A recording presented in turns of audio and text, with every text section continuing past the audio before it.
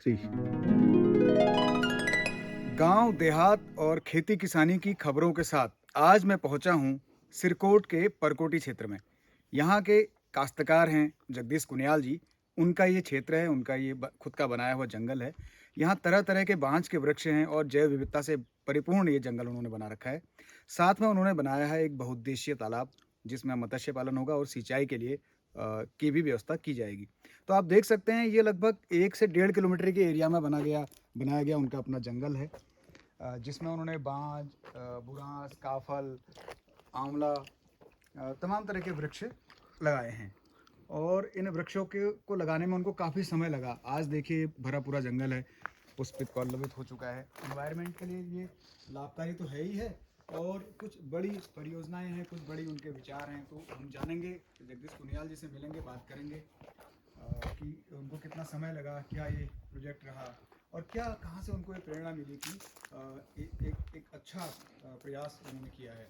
तो जानेंगे कुनियाल जी की कहानी, कुनियाल जी की जुबानी। हम बीच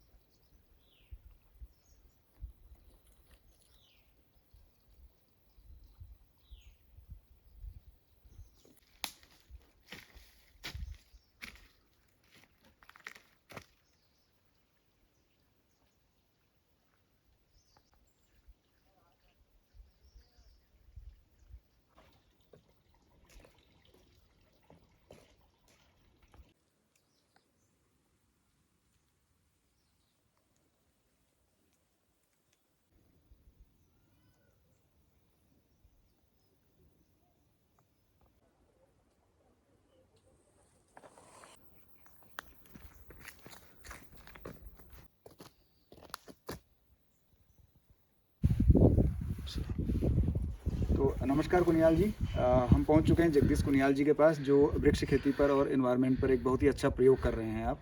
तो आपने अपनी ज़मीन पर एक बड़ा अच्छा जंगल बना रखा है, जो जैव विविधता के लिए भी जाना जाता है। तो मिलते हैं, सुनते हैं कुनियाल जी की कहानी, उन्हीं की जुबानी। तो स्वागत है आपका सर। धन्यवाद। तो मैंने जो है 1980 के दशक से जो हमारी ज़मीन वहाँ पे पिताजी हमारे जब गुजर चुके थे सन 1978 में, उसके बाद हमारी जो है कि 500-700 नाली ज़मीन थी। तो उसमें मैंने जो है पहले फलदार पेड़ लगाए। फलदार पेड़ लगाते हुए जो था कि, लेकिन क्या हुआ कि बरसात नहीं होने से वो 1-2 साल बाद सूख जाते थे, बढ़ नहीं पाते थे। फिर थोड़ा सा ये था कि अपना अपना हमने जो है कि जो पठन पाठन से जो ज्ञान अर्जित किया था जी। फिर कुछ ये चिपको आंदोलन भी चला था उसमें हमारे पहाड़ पे, उससे प्रेरित होकर मैंने कहा कि चलो यहाँ पे जो है कि ऐसा वृक्षारोपण किया जाए करके। तो फिर मैं थोड़ा थोड़ा करके वहाँ पे जब फलदार नहीं हुए तो मैंने कहा वृक्षारोपण का कार्य शुरू किया। तो उसमें मैंने विभिन्न प्रकार के जो हैं पौधों की नर्सरियाँ भी बनाई, और उनको फिर हर साल जो है कि उनका पौधारोपण करते रहा। धीरे धीरे धीरे जो है वर्ष जो है 1999-2000 तक जो है कि काफ़ी जो है कि पेड़ जो है उसमें फलने लगे, जो चारा प्रजाति के पर्यावरणीय जो पौधे थे। बांज है, बुरांस है, देवदार है, अंगू है, शीशम भी मैंने लगाया। मैंने जो तराई के पेड़ भी थे वो भी मैंने कोशिश की, तो वो भी लगे हमारे उसमें। तो ठंडे वाले भी और गर्म वाले भी सब लगाए। तो वो उसके बाद जो है सन 2000 में उत्तराखंड चाय विकास बोर्ड बना। तो उससे जो है कि मैंने वहाँ पर उन चाय विकास से चाय का बगीचा भी करीब 60-70 नाली में चाय का वृक्षारोपण किया। तो उसमें 2 लोगों को वहाँ पर रोज़गार दिया जी। उनको रोज़गार देने से क्या हुआ कि जो लोग नुकसान पहुँचाते थे वो वहाँ पर उनको रोज़गार मिला, तो चौकीदारी भी होने लगी। फिर वृक्षारोपण का कार्य बढ़ते रहा मेरा। उससे क्या हुआ, जो वहाँ पे 1-2 स्रोत थे पहले सूख गए थे, तो उन जल स्रोतों में जो है रिचार्ज हो गए, तो पानी आना शुरू हो गया। पानी आना शुरू हो गया तो उसके बाद जो है फिर गांव वाले गांव में वहाँ पे जो 200-300 परिवार रहते हैं, फिर उनको हमने फिर पेयजल के लिए पानी दे दिया उनको। फिर एक लाइन और दे दी उनको, दूसरे तोक वालों को 2 लाइनें चलेगी, फिर एक लाइन हमने ली। उसके तो इतना रिचार्ज होने से भी लोगों ने जो है थोड़ा नुकसान करना कम कर दिया वहाँ पे नुकसान। तो उसमें इसके लिए मैंने जो है कि जो है खंतियाँ भी खोदी, और चेक डैम टाइप की भी खोदे अपने उससे, अपने प्रयासों से कि मतलब कैसे रूखी ज़मीन थी, पहले बिल्कुल रूखी थी, तो पेड़ नहीं होता था। तो इससे थोड़ा रिचार्ज होने से उससे तो काफ़ी बड़ा जंगल हो गया, स्रोत भी रिचार्ज हो गई। तो अब इसके बाद फिर ये तो लगभग समझो कि 40 साल की मेहनत है, ये तो एक दिन में हुआ नहीं। तो ये हम करते रहे अपने निस्वार्थ भाव से, कोई ऐसा कुछ नहीं था कि मतलब कोई शाबाशी मिलेगी हमको या कोई लोभ, तो कुछ नहीं था कि चलो एक वो अपना जो जीवन है तो कुछ किया जाए इसमें, मतलब लोगों के प्रति या पर्यावरण के प्रति, देश के प्रति कुछ किया है। तो हमने कहा पेड़ लगा के किया जाए, तो ये मेरा सक्सेस रहा। तो उसके बाद जो है वहाँ पर फिर हमारे परिवार से फिर वहाँ पर रोड, पहले तो पैदल जाता था मैं, करीब 7 किलोमीटर यहाँ से था, पैदल जाता था, पैदल आता था। तो मेरा ये काम तब काफ़ी मेहनत रही है। अब रोड जाने से फिर क्या हुआ कि हमारे कुछ मित्र थे, पत्रकार बंधु, जैसे पांडे जी हैं आज तक वाले, और 1-2 लोग थे, वो गए तो उनने थोड़ा सा वहाँ पे देखा, तो उनने वो एक समाचार बनाया था, तो उसको लेके थोड़ा फिर दैनिक जागरण में भी उनने जो है अपने राष्ट्रीय संस्करण में लिया उसको। उसके बाद पीएमओ ने संज्ञान लेते हुए उसकी जांच कराई। उसकी जांच प्रशासन 2-3 बार प्रशासन से जांच कराई, तो सही पाया गया। तो फिर प्रधानमंत्री श्रीमान नरेंद्र मोदी जी द्वारा मन की बात में भी उसका जिक्र आया।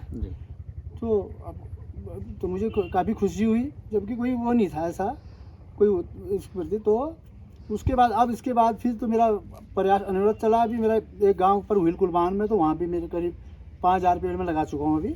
तो कुनियाल जी, यहाँ कितने वृक्ष होंगे और इसकी पूरी एरिया कितनी होगी जो भी है? करीब 400-500 नाली का एरिया है, सब लगा हुआ। उसके बाद 400-500 हमारी के अलावा जो ग्राम पंचायत की ज़मीन थी उसमें भी मैंने वृक्षारोपण किया। तो करीब 50,000 जो वृक्ष हैं, 50,000 से ऊपर तो मेरे अपने उसमें ज़मीन पे 50,000 से ज़्यादा, और काफ़ी बड़े हो चुके हैं, 20-20 साल 30-30 साल के पौधे हो चुके हैं, जो काफ़ी मतलब 2-3 स्रोत रिचार्ज हो चुके हैं, उसमें पानी आ रहा है। और मेरा अब इसमें आगे में अब थोड़ा मैं फलदार पेड़ों का भी अभी मेरा चल रहा है, जो मेरी उसमें साथ मैंने खाली कुछ ज़मीन मैंने खाली भी छोड़ी, तो उसमें कीवी का है, थोड़ा फलदार पौधों का मेरा रोपण भी चल रहा है। पॉली हाउस में मैंने 1-2 वहाँ भी उद्यान विभाग के सहयोग से लगाए हैं। और एक जो है कि अमृत सरोवर जो है मनरेगा से जो अभी 30 मीटर का वो भी तैयार हुआ है, तो उसमें मत्स्य पालन का भी विचार है। और लेकिन साथ ही मेरा जो है अब सरकार से अनुरोध है कि हम लोगों ने जो पर्यावरण के प्रति हमारे जो हम उत्तराखंड वाले के निवासी हैं, अभी वनों का क्षेत्रफल घट रहा है। जो वन विभाग है जिसमें करोड़ों अरबों का खर्चा है, इनका क्षेत्रफल घट रहा है। और जो हम लोग हैं जो यहाँ के निवासी हैं, हमने अपनी ज़मीनों में इतने पेड़ लगा दिए हैं, एक में ही नहीं, जो हमसे प्रेरित होकर पूरे देखिए आप ज़मीनों में 150 पेड़ है। हमारा जो घनत्व है नाप ज़मीन में बढ़ चुका है पर्यावरण के प्रति। तो सरकार को इस ओर ध्यान देना चाहिए।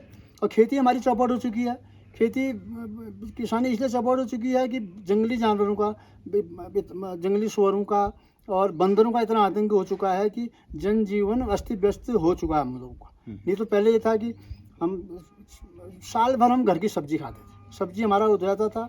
और दालें जो है हमारी हो जाती थी, दाल भट है, मडुआ है, गहत है, और झुंगरा है, कौड़ी है।